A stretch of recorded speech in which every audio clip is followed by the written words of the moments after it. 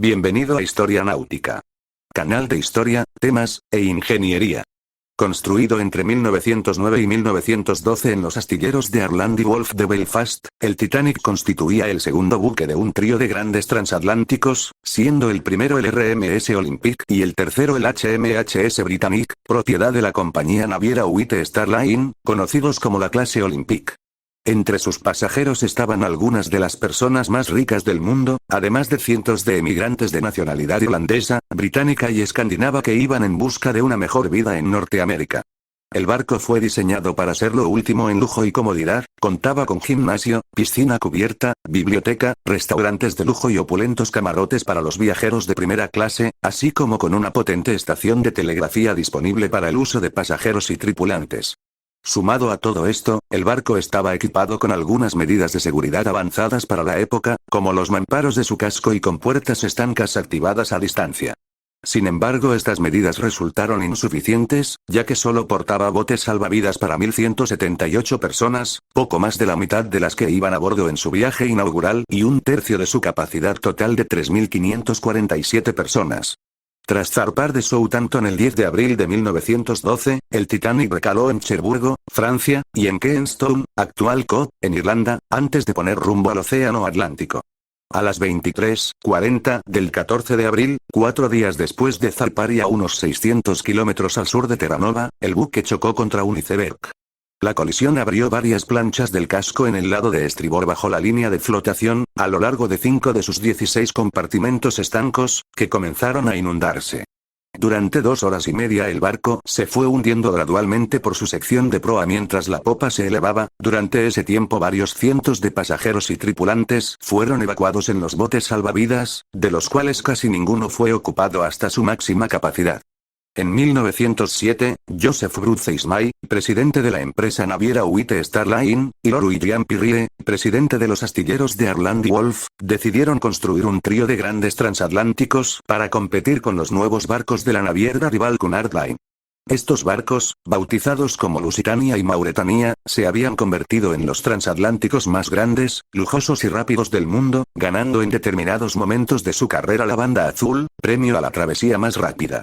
El trío de buques planeados por Pirrie e Ismay habían sido diseñados para superar a los buques de Cunard, así como a sus rivales europeos, en el ámbito del tamaño, la seguridad y la elegancia, ya que ambos hombres coincidían que sería más prestigioso apostar por dichos campos en lugar de la velocidad. Tras decidir el diseño de los buques, se eligieron los nombres Olympic, Titanic y Gigantic, este último cambiado a Britannic, en referencia a las 3 razas de la mitología griega. Los dioses olímpicos, los titanes y los gigantes. El proyecto para construir las 3 embarcaciones fue realizado en las oficinas de Harland y Wolff en Belfast, Irlanda del Norte. Los diseñadores fueron el propio Pirrie, su sobrino Thomas Andrews, gerente de construcción y jefe del departamento de diseño de Harland y Wolff, y su cuñado Alexander Carlisle, diseñador jefe y gerente general del astillero.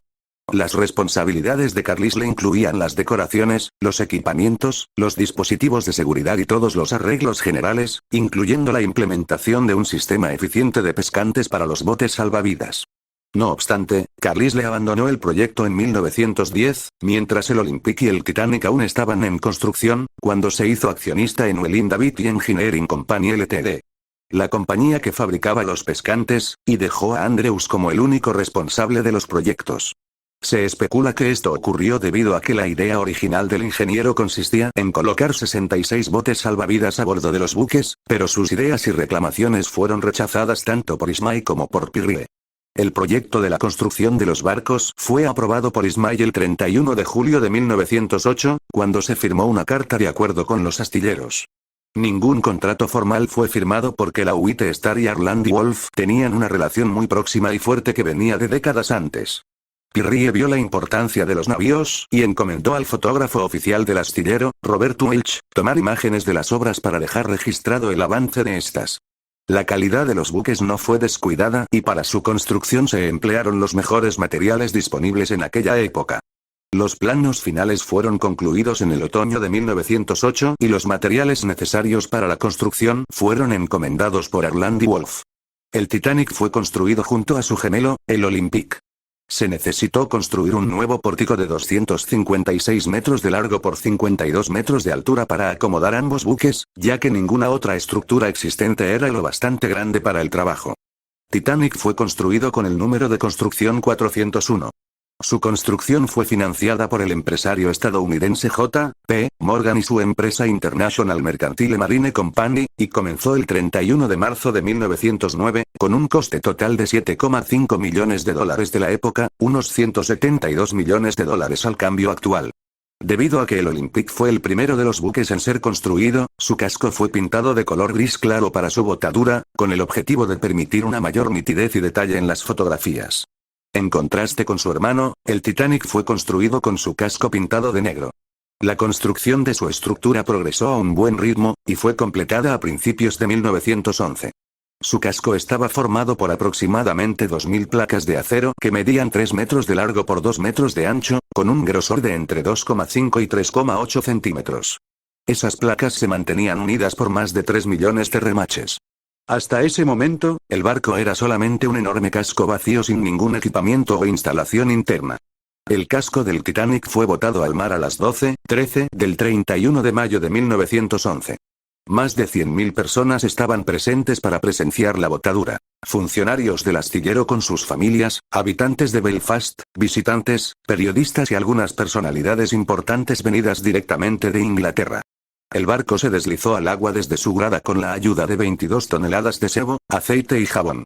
El barco no fue bautizado de forma tradicional, rompiendo una botella de champán, pues nunca había sido una costumbre de Harland & Wolff, y además Pirrie opinaba que eso podría causar supersticiones entre los pasajeros y tripulantes. Tras su botadura, el Titanic se paró con la ayuda de 6 anclas. 3 amarras de acero, pesando cada una 80 toneladas, fueron sujetadas al casco y fue remolcado a un dique seco con la ayuda de 5 remolcadores. Los periodistas e invitados especiales de la White Star fueron, después del evento, llevados a un almuerzo especial en el Grand Central Hotel. En el menú estaban nada menos que 6 platos principales diferentes y 5 sobremesas. Ismay dejó el almuerzo más temprano para poder embarcar en el Olympic y participar en sus pruebas de mar. Después de la botadura, se inició el proceso de equipamiento del buque. Más de 3.000 profesionales, mecánicos, electricistas, fontaneros, carpinteros, pintores, decoradores, etc. Trabajaron desde junio de 1911 hasta marzo de 1912, equipando el navío con las más recientes tecnologías e innovaciones navales, e instalando sus suntuosos mobiliarios y elementos decorativos.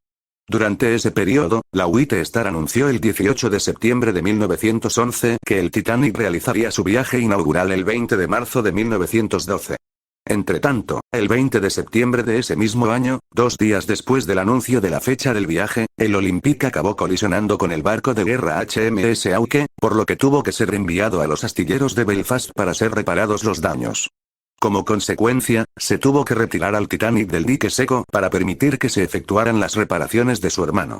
Parte de los trabajadores también fueron temporalmente transferidos al Olympic, atrasando significativamente el equipamiento del interior de su buque gemelo, así como también su entrega y entrada en servicio, por lo que la White Star se vio obligada a aplazar su viaje inaugural para el día 10 de abril de 1912. El Titanic regresó a su dique en noviembre, cuando las obras del Olympic fueron concluidas, y los trabajos continuaron al mismo ritmo que anteriormente. Sus 4 chimeneas fueron instaladas en enero de 1912. Solo 3 de ellas, con 18,9 metros de altura, eran funcionales. La cuarta servía únicamente para la ventilación, y fue añadida para darle al barco una apariencia más impresionante.